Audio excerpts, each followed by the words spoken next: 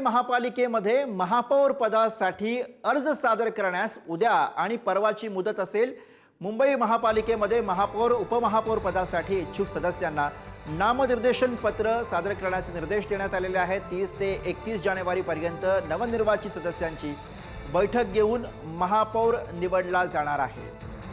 आणि याच विषयी आपण अधिक बोलूया। प्रतिनिधी शिल्पा नरवडे सध्या मुंबईतून आपल्या सोबत आहे। शिल्पा, एकूणच मुंबई महापालिकेतल्या महापौर निवडीच्या प्रक्रियेला आता वेग आल्याचं पाहायला मिळत आहे।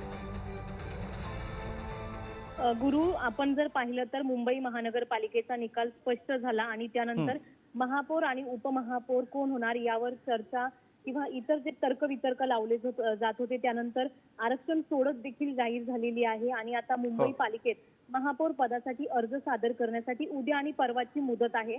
आपण जर पाहिलं तर मुंबई महानगरपालिकेमध्ये महापौर आणि उपमहापौर पदासाठी इच्छुक सदस्य नामनिर्देशन पत्र महानगरपालिका सचिवांना 27 तारखेला आणि 28 तारखेला सादर करणार आहेत। त्याचबरोबर 30 आणि 31 तारखेपर्यंतची महापौर आणि उपमहापौर पदासाठी नवनिर्वाचित सदस्यांची बैठक देखील घेतली जाईल आणि त्यानंतरच महापौर आणि उपमहापौर निवडण्यात येणार आहे।